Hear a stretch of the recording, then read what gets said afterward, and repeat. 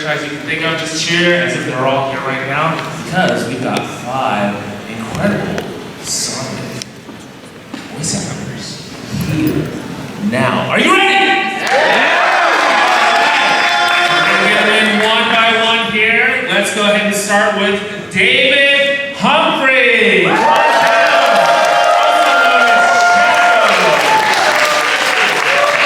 Next, we're going to introduce Scott Dreyer.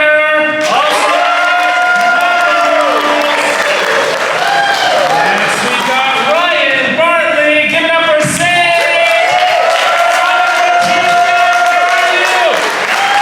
We've also got Pete Capella.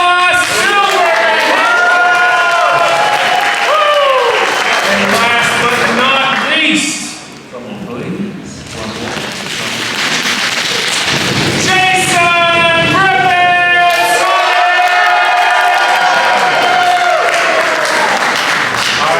gentlemen, the panel has decided that they want to run this panel, so I'm just an introduction. Here's the main presentation.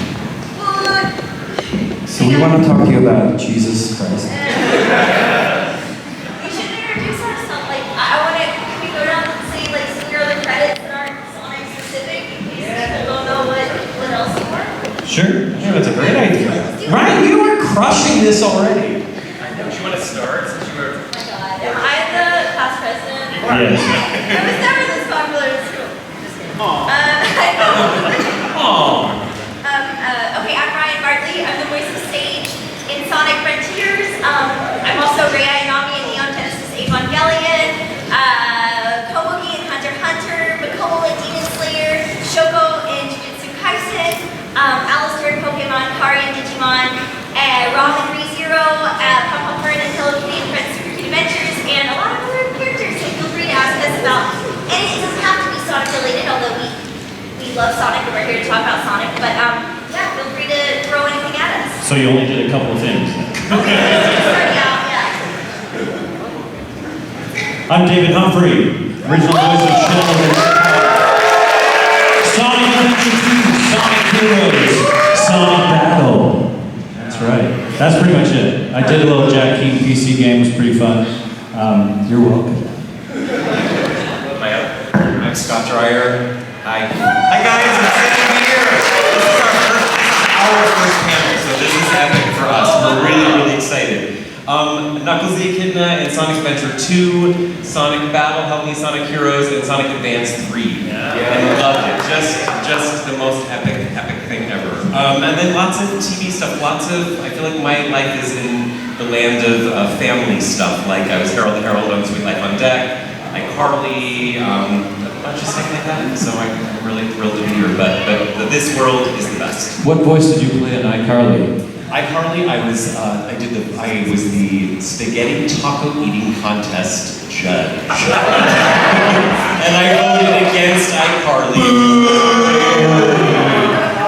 Really controversial at the time. Yeah, but I survived it and I'm here to tell the tale. And I will tell you that one thing I want to say about that, and I promise I'm going to let you guys talk, is the worst thing about that was we weren't supposed to try the spaghetti tacos as they set out at 6 a.m. and at 4 o'clock the director said, the judges should eat them. Yeah.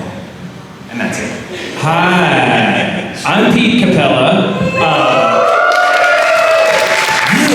Silver the Hedgehog in more games than I remember, so I'm not going to name them all. I'm also, I did Dexter in Yu-Gi-Oh!, Tanner, most popular girls in school, and if you're under 18, you do not know what that is. And I know for a fact that you're 15 and you should not be wooing. I also play Jason Griffith in the Jason Griffith Story on CBS Family. That's not true. I play Mark Ruffalo in the same story. Oh, wow, interesting. Yeah. So that's and I'm dad to Brewer the Multi-Poo at home. My favorite role. He's sick in bed right now, so I can't call. He's 50 good. He's 15. He's fine. Roger Craig Smith. They should have never let us moderate ourselves. John Stamos from Full House. Jason Griffith, Sonic Shadow, Shaktiman. Blue Cat, Silent. I did not play Knuckles the Echidna, but for the longest time I called him Knuckles the Echinacea, because evidently I don't know how to read. And I was on an episode of The Orville. I also have a dog who's not sick at home, because I know how to take care of a dog. You just talk so low. You have such a cute voice. Can someone turn? Want to switch? No. Oh, is that better? Testing. Check. Does that sound better? That was good. Ryan, rap. Rap now. I feel like it's better. This will be 45 minutes. Yeah, 15 minutes. This is going to be great. You guys can go as long as you want. This is the last panel. Oh, no. Who's in till midnight? Yeah. That's okay. Well, as they figure out Ryan's microphone, let's immediately go to like a question from the audience, right? Like let's start out with one from out there. So who's got a question out there? You, sir, the first to raise your hand. Alright. Well, my question is for, I guess everybody, but I would love to know also for David and Scott. How did all of you come up with the voices of the characters in Sonic? Because for some of you, like David and Scott, that was your first time voicing it, and then for someone like Jason, you were taking after Ryan Drummond. So, what was the inspiration to come up with the voice you got? And did you feel like that was the one you wanted? When you did it. So I would love to know that. Great question, dude. What's your name? Alright. Ara, thank you. Thank you. Why don't you guys start since he specifically wanted to talk to you, handsome gentlemen? So I said everybody. I know, but yeah. I'm going to tell the quickest version of this story. So our involvement with this is that Ryan Drummond and I, when we were younger, people thought we were the same person. People thought we were brothers, they got us confused. Our own family members got us confused. We both had national commercials running at the same time. My own family called and said, I saw your commercial, and I was like, my Foot Locker commercial, and they said, your Padres commercial. And I said, I'm not in a Padres commercial. So Ryan and I notoriously knew of each other. We met each other once at an audition, and at the time, he was voicing Knuckles, he was voicing, for Sonic Shuffle, he was doing Knuckles, Shadow, and Sonic. And so they wanted to find different actors to do it, and so they asked him for recommendations, and he said, well, if you want someone to sound like me, call Scott Trier, because he sounds like me and he looks like me. So he actually is the one that recommended both of us. The quick story is we came in for Shadow. I came in for Shadow. And I auditioned all day, and I listened to Ryan, and I voice matched him all day, and the entire Japanese team, every time I would finish a line after I listened to Ryan, they would all go, yes, and they would applaud, and I thought, I'm gonna get this job today, I'm killing it. And at the end of the day, they called me and they said, we're not gonna give you the job because you sounded too much like Ryan. And I was like, wait a minute, that's what you told me to do, I should win. And they loved David because he did something different that day. But Lonnie said, I have to tell you something that I can't tell you till tomorrow. It's a happy story. And she called me the next day and she said, David, we want to play Shadow. But when you walked in the room, the entire team said, that's our Knuckles. So sometimes the thing we think we want leads to the thing that is, to me, it's joyous to get to have done those games with David and with Ryan. And I can't imagine the casting being any different. It was glorious, and he should have gotten Shadow already. So. That's right. But to answer your question quickly about Knuckles, so about the voice, getting to your actual question, because Ryan and I spoke, our timbres were so similar, they wanted me specifically to find something that was lower.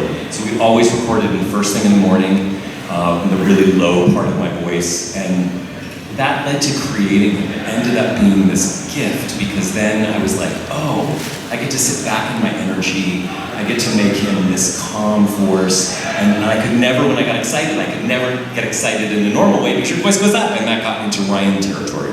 So that led us to finding Knuckles, and it helped me to create it, for me. Yeah, it was nice that I didn't sound like Ryan at all when I was able to do Shadow. They just asked me to, this character is going to be dark, but he's also going to have some heart.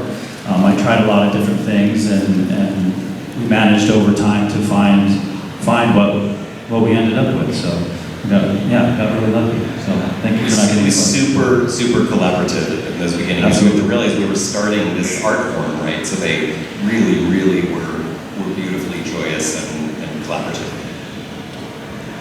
Yeah, okay.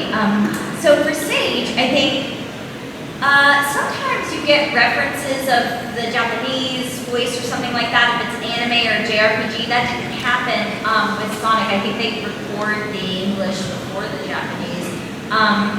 So I only had to go off of a character description, but it was a pretty good description. And it had a lot of really good keywords that I could kind of feel out the vibe that was like, you get it, like this is an archetype I've played before. And it even seemed at that time very Rei Ayanami-esque. And I didn't know, it was years later that I found out the character in Japanese, in Sonic of Sage, is voiced by the same person that plays Rei Ayanami in Japanese. And so, but it read that, like I felt that vibe regardless. And we have a wonderful director, Jack Fletcher, that does the Sonic games. We always had the Japanese team on the line. They were on Zoom, and I could see all their faces, and so everybody kind of had some input and really good guidance. But I feel like I did have sort of an inclination on what this character was going to be from the beginning. Like I could tell the way it was written. It's a very well written character and a well written game. So that helps us when things are written well. It's easier to act, So so that was kind of the first voice I came up with. Is pretty much what we went with. It's that kind of thing. She sounds young, but the way she delivers things is a little bit more mature because of her psychology, And that's kind of where we went with that character. So, and I think it was easier a little bit because, and I've said this before, but not today, but in the Sonic Frontiers world, it's a little bit darker and more mature than previous Sonic games. So you guys might have noticed that the actors in that game changed their performance a little bit from the other renditions of those characters that have the same actors, right? But they're a little bit more grounded in their performance and even vocally a little bit less cartoony maybe. But that was all intentional because we knew the vibe of the world was going to be kind of darker and visually, sort of more realistic looking. And I remember them thinking they even told me, they were like, we're so thankful that you haven't done any of those Sonic games yet because you don't have to be redirected. Like everybody else, we have to change what they're gonna do a little bit, but with you, we're starting from fresh. So there's none of that because it was a challenge, I think, for everybody else, So because they had to change what they already knew a little bit. So for me, it was just that's Sage, and we don't have to change anything. Go, So it was, I think, a little bit easier for me than it was for, say, Roger Craig Smith or somebody like that was having to do something a little bit different than they were used to. So for that, I'm grateful, I guess. But yeah, it was a great experience. And like I said, you lean on the directors, you lean on the clients, the producers. They know what they're looking for. You just listen and try to follow directions. My experience was somewhat similar to Ryan's in that Silver was nothing but some adjectives on a piece of paper. They didn't know what he looked like when I auditioned. Obviously they didn't know what he sounded like. So they just said, here's this 14-year-old hedgehog. He's traveling back from this dystopian future and he's got a chip on his shoulder. And at the time, it was early 2000s and early to mid 2000s with the aughts. And my brother was serving overseas in Iraq and Afghanistan, and he was the younger brother with a chip on his shoulder. He was the middle kid. And so I was like, oh, this dude is just Anthony. Anthony at 14. And so I based my performance off of what would my little brother sound like if he had to come back. Because again, he was 19 serving overseas, fighting for the present. And so it was that same type of thing where I was just okay, well they're kind of in the same realm, and they're both young, and they're both have way too much responsibility on their shoulders, and that is what I based it on, and that is what got me the job. But oddly, I just had this conversation very recently with Tara Sands, who did stuff for 4Kids back in the day for Pokemon and a bajillion other things. And I never had a callback. So like, I went in and I auditioned, and then a month later I got a phone call and they were like, hey, you're silver. And I was like, that's insane, and I can't believe you did that, and maybe you should make me do it again. But yeah, it worked out. Grifted? When I vaguely remember when I went in for either the first audition or it might have been a callback for Sonic, they played me some sound clips of Ryan Drummond. Not Bartley. You could do me. Although they didn't say this is the current voice or anything like that, they just said, can you sort of match this? Don't imitate it, but just come close to it. And so that's what I did, and I was pretty well equipped for that because my whole life I've just been imitating people in my family and my dad's drunk friends, and to make people laugh. Do you drunk Uncle Eddie? I won't do any. So then when I went in for audition for Sonic and Chris, and the producer Michelle Dunn just said, can you switch those voices? So I did the voice I was doing for Chris for Sonic and switched them. And then when I went in for Shadow, I had a roommate in Queens, New York, named Carl. You know, you sort of do this as a voice actor subconsciously. I didn't realize I was imitating him when I went in, but he always talked about his books, he was chain smoking, and, you know, you want to drink at 8 a.m. And so I just sort of did that because that's what the picture and the little description of Shadow said to me, and then I booked it. Yay! That's a good question. Who else has a question? That was very interesting. Anybody else have a question? Yes, sir. My question's for the voice actor for Ari Digimon. Oh, yeah. How you ran that performance? Oh, thank Do you. you have any little behind-the-scenes backstory of that time when you performed? Okay, so I am Kari in Digimon Adventure 2020, which is the reboot. And I can't say I have a whole lot of well, I have a few. Okay. So we did get to play, there's so many Digimon guest stars, and we did get to play some, and I haven't announced all of them because I don't even remember all of them and whatever. But I did get to play Burpmon, which I've never said on a panel before, and he's the pink thing, he looks like Jigglypuff, and so that was very fun. But I think the most meaningful thing about Digimon Adventure 2020 for me was that I grew up with Zeno Robinson. He plays Tai in that version of Digimon, and he and I actually met in a voiceover class for children when he was about Tai's age. And we have been trying to pursue our dream together for I won't even say how many years because it's embarrassing and it makes us look really old, but it's true, a lot of years.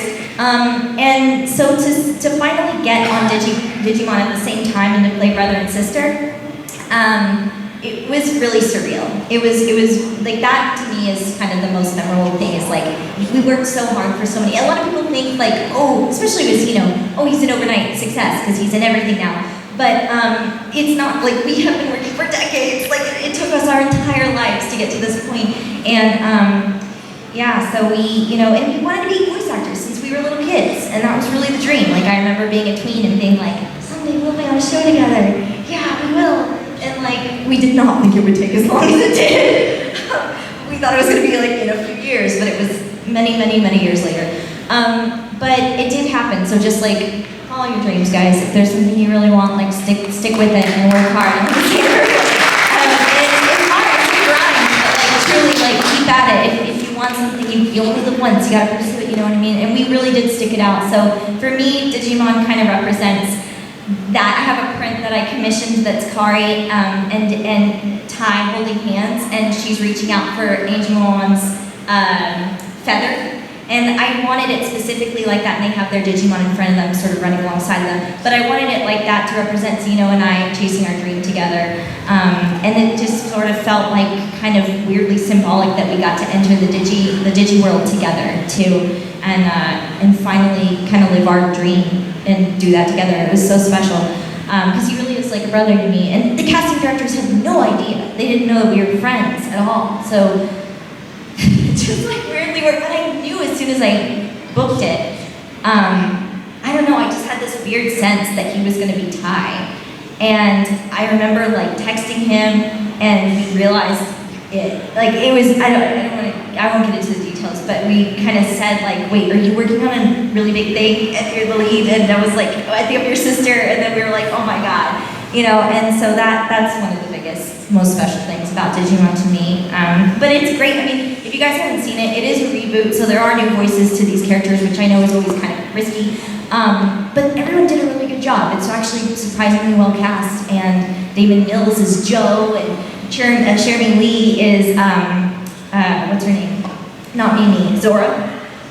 So it's a really like surprisingly strong cast, and everyone did a really good job with their roles. And we so look up to and adore the previous actors that played those roles. And I was very close with Police Sampler in real life. We were on a show together called Treehouse Detectives, which is on Netflix. If any of you have little brothers or sisters, or kids of your own, it's shown on Netflix. It would mean a lot to me if you watched it. It's called Treehouse Detectives, and there's like 30 or 40 episodes of this. And Felice Sampler, who played Mimi originally, she plays this cute little pig, and I play a blue jay, and they're good friends, and we're all in all the episodes together, and we did it together. Like it wasn't recorded individually, it was recorded as an ensemble, so I became very close with Felice.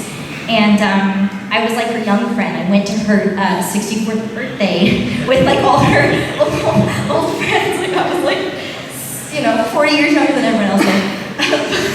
But she was a special person to me, and the only thing that I wish was different is I wish I could have told her that I was in Digimon. I wish I could have, she didn't, she passed away before the reboot came out. And I know she knows, but I really wish I could have told her that we share that now.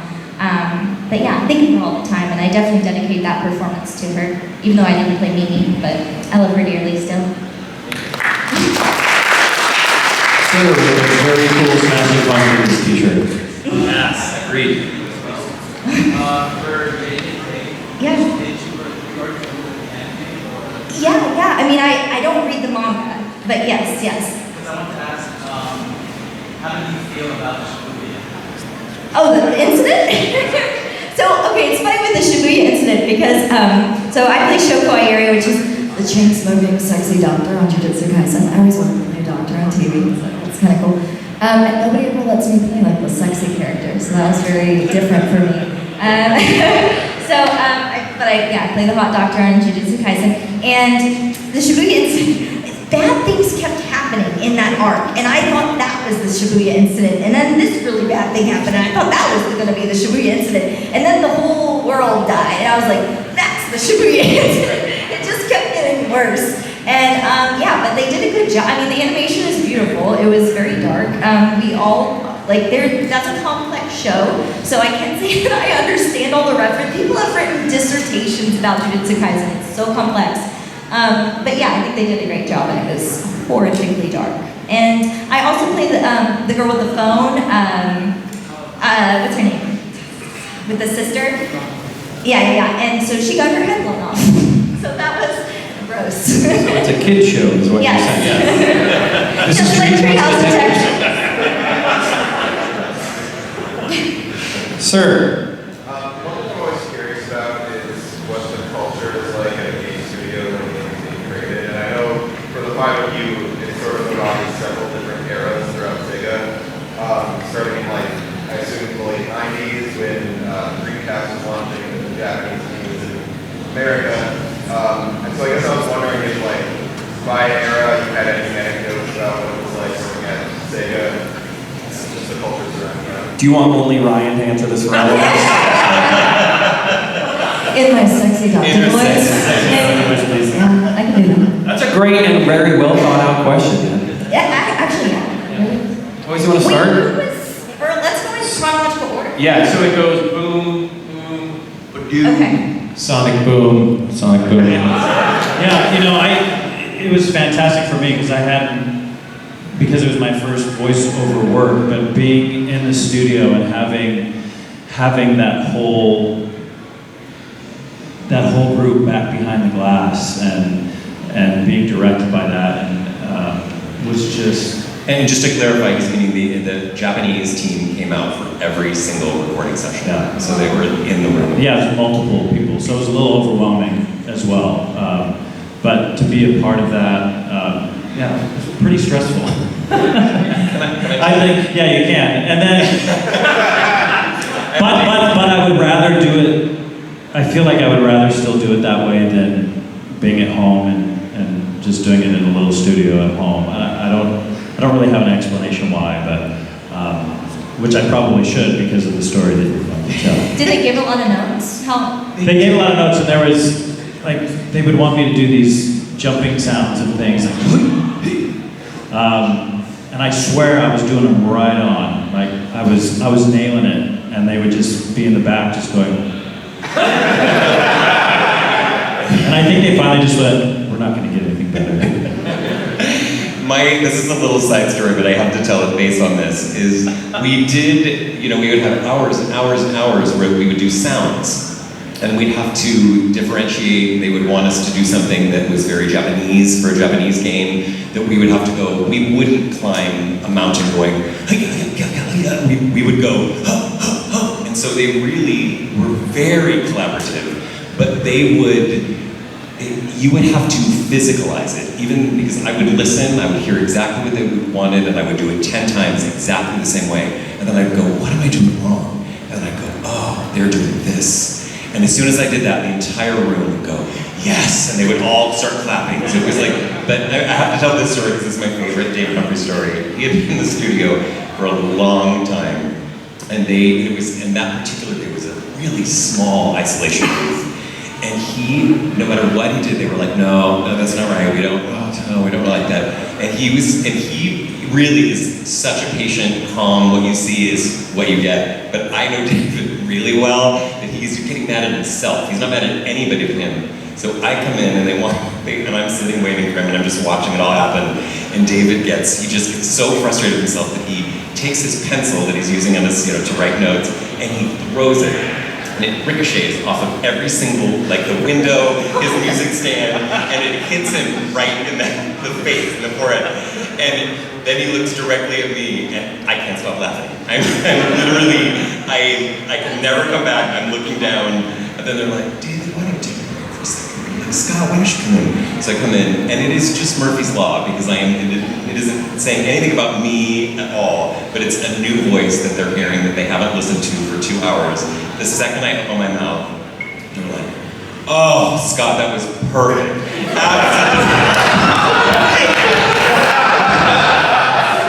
And he's mouthing, oh, Well, and just because of that and how that happened, every time I went into the studio after that, I would have a shot of whiskey before I went in, just to calm my nerves just a little bit more. It seemed to help. The Jason Robards method. Yes, exactly. You should have done that today.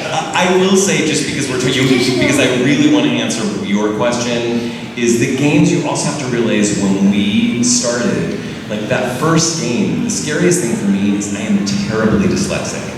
And that first game for me, they didn't give us scripts in advance. We had to walk in the isolation booth, which meant I needed to be 2 pages ahead. While they were getting my mic levels, I had to be looking and unscrambling words and letters because time is money and it can cost you a job.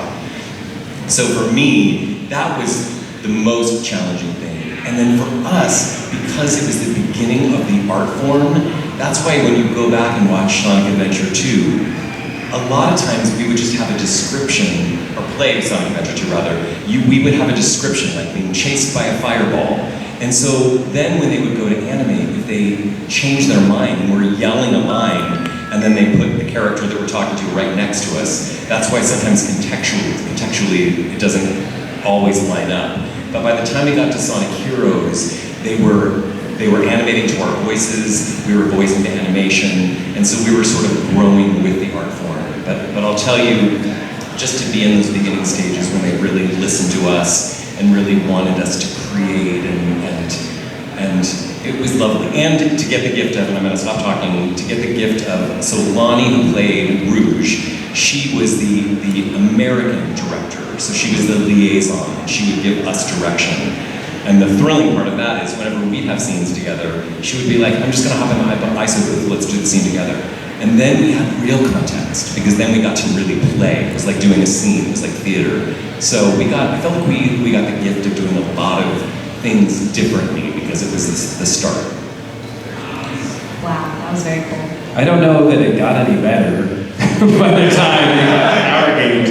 Because it was the same thing in that there was an American director, a translator, and everyone from Team Sega. So all the Japanese Sega team. And specifically for me, it was my introduction to Sonic the Hedgehog or Sonic 06, however you want to call it, or the glitchy game, whatever you want to call it, was my introduction to the world. And so, but they acted like I'd been there the whole time, which was lovely and incredibly scary, because they were like, yeah, you know, the English trigger. And I'm like, what are those words? And to be honest, and like Scott said, time is money. They never, we had, I think that script was 300 plus pages per character. Because I know, if you know, most of you have even said, they were like, we got to like this point and never finished the game. And I've only seen Super Silver, Super Sonic, and Super Shadow because I watched the cutscenes. Like, there's no way I could get that far in the game.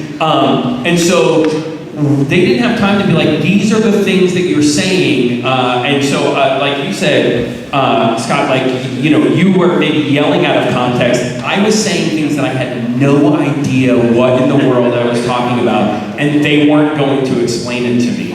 And we also never had we were never even close to this. Jason and I were he doesn't remember this, but Jason and I were in the same booth once, because he was walking out and I was walking in, and they asked us to do some background voices. So somewhere in that game, there's Pete and Jason having a little mess around. I wish there was a video of this. That's all I wish for. But and I imagine it just wasn't you. I was making that story up. I was Sean Paul the entire time. But otherwise, you know, I was just in this booth by myself, sick as a dog in was it January? The winter in New York.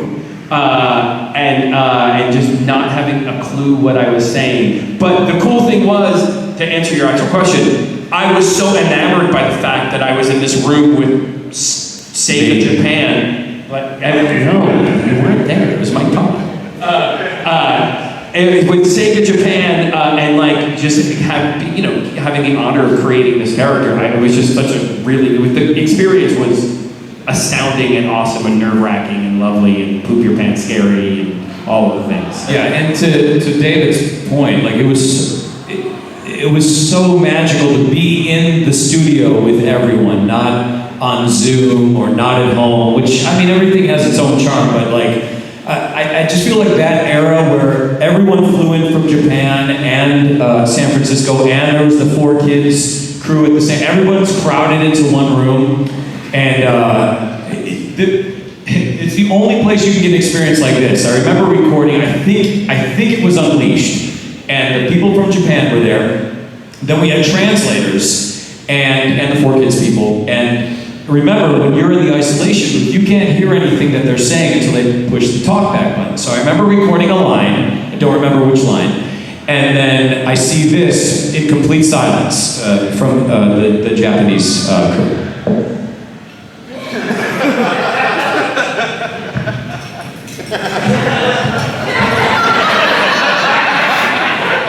And the translator hits the button and says, he said he'd like you to do it faster. I'm like, what was that? Why the shooting? And then I had another actually good story about that. Sometimes the directors forget to take their finger off the button, and they say something that you're not supposed to hear.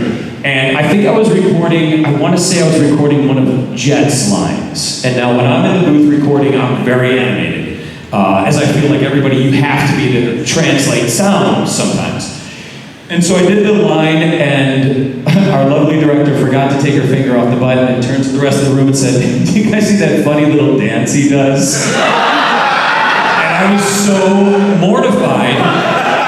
and almost like clammed up and stopped doing it. And I thought, what am I doing? I'm like, this is what I do. Like, this is how I get this to happen. So I got over myself and just continued on. But I love that story. Can we see the funny little dance?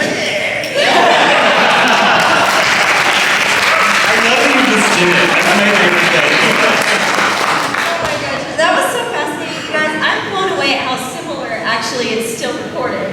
Because, I mean, they don't fly in from Japan, but they are all on Zoom. And it's so many different little squares. Wait, can I ask you, is it because of the pandemic and then they decided like this works? Probably.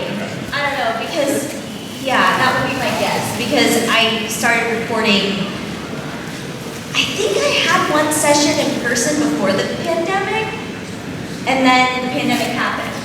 So, but even in person, before the pandemic, I'm pretty sure they were all on Zoom.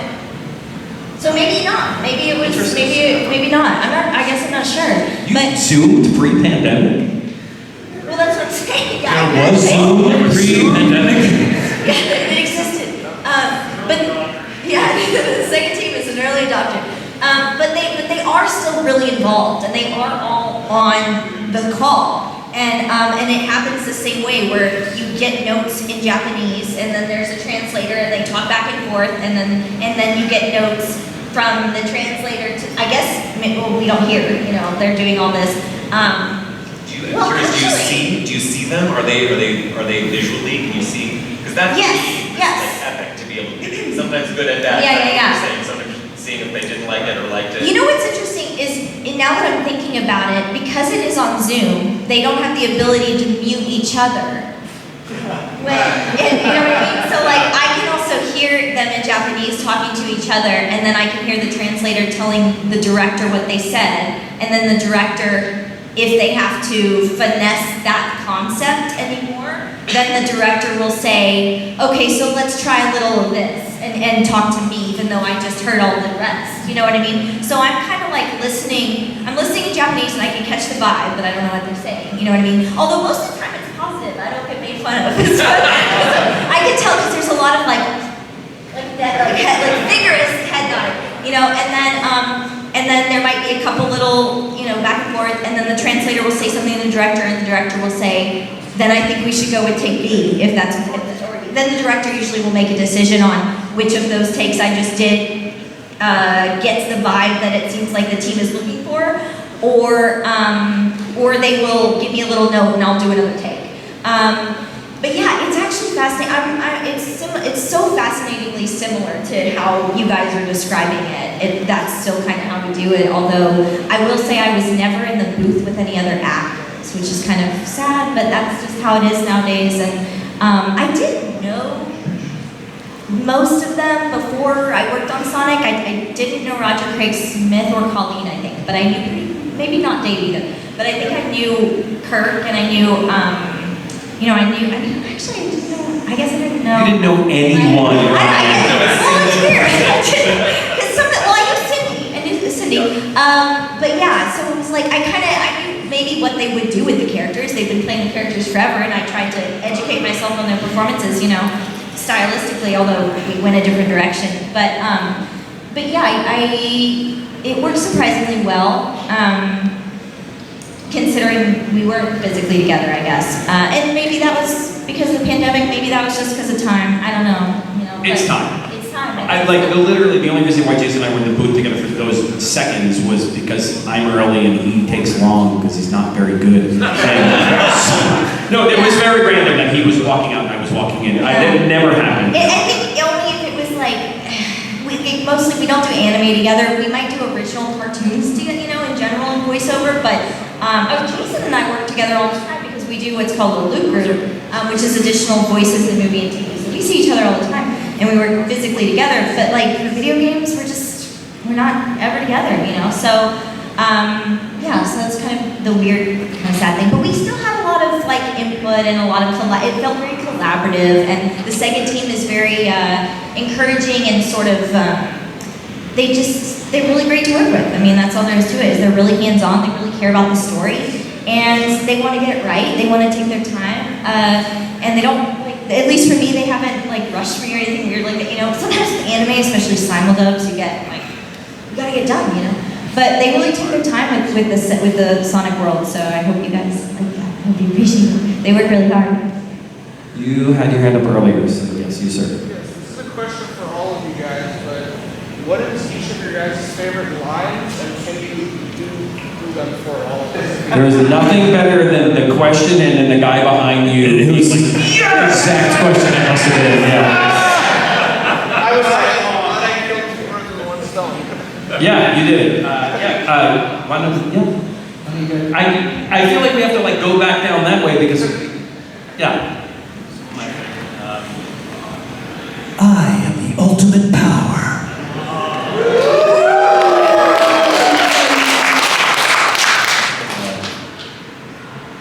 Hey guys, long time no see. Minds. That's how you greeted us today, too. And of course, time for a knuckle sandwich. I really like the moment where Sage is watching Tails and Sonic talk, and he tells her he's gonna go off on his own. I think is what I don't remember what he says, but she's watching them, and she says, "A family born of love and not genetics. Everything I want." I know what you want my favorite line to be, but it's not my favorite line. So I'm going to tell you what my favorite line is, and then I'll do the other one that I'm always forced to do. And I'm so happy to do it.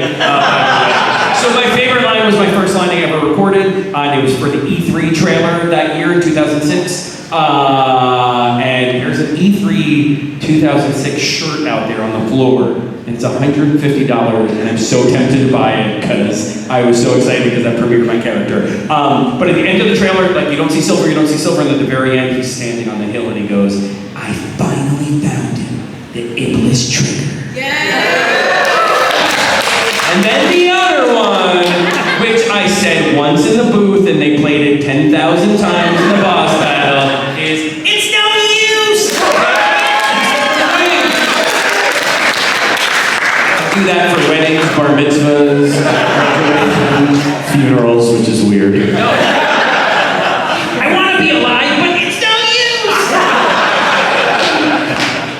That reminds me, I think the first line I ever recorded in the booth was, "I'm Tony and I have zits."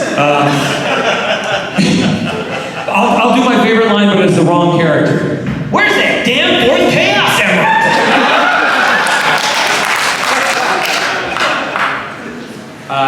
Who else? Well, I saw one back there. You, sir? Yeah. So, looking at the Sonic the Hedgehog series, it's really colorful cast of characters and such, but the stories you guys played are like really serious. So, what was your perception of Sonic the Hedgehog before your role and then after your role? You guys have great questions. These are like Great some of the questions. best Sonic questions ever. Let's flip the switch, and Jason, why don't you start? My perception sort of stayed the same because Sonic was always huge. I remember playing Sega CD and just Sonic at the beginning of every start screen, like,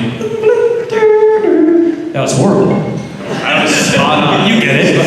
And then recording the games, I could not believe the entire, it was such a surreal experience that has continued to this day. Like, I can't believe I get to go out and meet all the fans and everyone who Sonic had such a positive impact on their life. I haven't met anybody who's had a negative impact, which would be really interesting. So I think it's still like this thing that I'm so grateful that I got to be a part of, but it's still like way up there, and I'm down here like, oh my God, hi, that was awesome, thanks again. I'm old enough to have had an Atari 2600, which one just went for $45 out there in that You've been shopping today. auction. No, they were doing the live auction, and it's all I could hear the entire time was somebody talking like this. And so my perception of Sonic beforehand was like, what am I voicing? It's this side-screen scroller game. And my sister, notoriously, we still laugh to this day about it, was she was with me when I got the phone call and I was like, oh my God, I'm voice a character in Sonic. And she's like, what are you gonna say? Coin, coin, coin, coin. She didn't know they were ratings, but it was still a funny joke. And then going in there, I was like, did I just do a hedgehog soap opera? What just happened? Because it really is, it's this intense 300 plus page drama that the 2006 or Sonic 06 was, where a hedgehog might have slept with a princess and a bunch of weird stuff happened. And so, but what I didn't realize, and I will say, the best thing about all of it, the games, the movies, the blah blah blah, is you guys. The fandom for Sonic is mind-blowing. Just absolute. I've had grown men break down in tears in front of me. I've had 5-year-old kids know who my character was that in a game that came out almost 30 years ago. Not 20 years ago? Almost 20 years ago? I don't know at this point. This is not the future. You don't know. So I just, you guys are what, to me, is what the best thing about Sonic is. I'm just wait. By the way, I've seen you walking around all day. I'm waiting for you to take that off and be Brad Pitt. I just assume, yeah. I don't want to know because don't ruin the illusion. Yeah. Is that Logan Paul? First of all, yes, the Sonic fan base is so generous. They've been so welcoming to me and so kind, and I'm just so honored to be a part of your community. Thank you, truly, from the bottom of my heart. I'm so humbled, and I hope to, thank you. And I think that my perception of Sonic before, first of all, my partner is really a big Sonic fan, has been since he was a kid. So we have a weird amount of Sonic memorabilia in our house. And that was kind of strange to now this has another meaning. And he actually had a hedgehog named Sonic as a kid. I'm not kidding, yeah. Super weird, yeah. This is before the game. This was, yeah. He invented. No, so it was kind of a weird sort of thing to step into the world of Sonic. And I had known the people that have worked on it, but it did take on obviously another meaning when I got to step into that world for myself. But I think I was surprised at the depth of the storytelling. I think that was where, if you don't know Sonic, or you might just think it's for kids or something, and I knew a little bit more about it, but I didn't realize how complex the storylines could be, and I just, even for all age, I love how Frontiers has really given the adult fan base sort of a mature take on the Sonic world, because it respects and recognizes that the Sonic fan base is mature. We're adults now, and I think that came through. It was made for you guys, and I love that. I think that it was really eye-opening for me, that this is a franchise that's willing to evolve with its fan base and let itself mature, and yet still maintain the same spirit. That's kind of unique. That's really special. So I think that's kind of how my own perception changed. Is it was a thing that my partner loved and I was aware of and thought that's a cool thing. I like the art, and then realizing this is more than that, and just the fan base, like I said, the people that work on it, even behind the scenes and the audience, there's a lot of love in this community. I felt it when I went to the Sonic Symphony in person, and that was it was a surreal thing, you could feel it in the room. It was like a family, and I'm a part of a lot of franchises, and I've never felt love like this. So thank you guys so much. I mean, really, I'm not kidding. It's I don't want to call out the other franchises and be you guys are better. So that's a big F you to Mario? Is that what you're doing? Anybody here from Treehouse Detectives? Never had my back. But thank you guys, seriously. It's y'all really are the best, and we're not kidding about that. So thank you. I feel like I'm gonna just piggyback what everyone is saying, because it's such a strange thing to be a part of something that just continues to have this life with every single voice, every single director, every single script. It becomes this magical thing, and all I can say is doing it at the beginning. I was so excited every day to just disappear here into Sonic Land. And I just thought, oh, I would hear someone's voice and I'd be like, I want to be that good. I want to be that good. I want to match that. It always just felt like tennis. And it always felt like this magical place. And whatever you guys are feeling, I'm not going to speak for, I think, all of us, we feel the importance of the game and the legacy and the amount of love that just rushes towards us. For me, this is my 4th event ever. It's David's 2nd event ever. And it is the most beautiful of communities. And we hold these characters in this game so dear to our hearts. And the fact that you have embraced it in such a beautiful way. To me, you talk about the seriousness of the storylines. I always see the heart and the humanity of all of these characters in even the most outlandish of moments. And I think that just keeping that moral compass always just makes these characters relatable and lovable and survivable, and that we want to revisit them and make movies and make more games. But I feel exactly the same way. Everything that everybody said, it is not, I am humbled to be a part of this beautiful, beautiful thing and this beautiful world, and to have the rush of love and devotion from all of you is just the best and the most beautiful.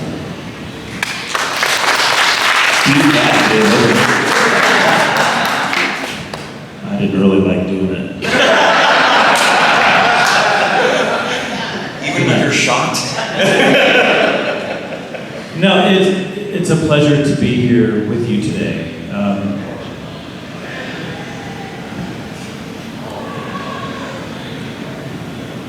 So long ago, I did Shadow, and to be able to come back this many years later and have people talk to me like I just did yesterday blows my mind.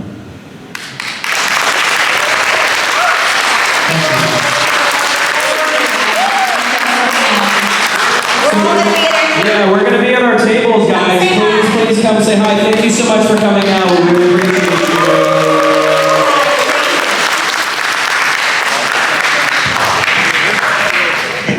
Shoot, vas-y.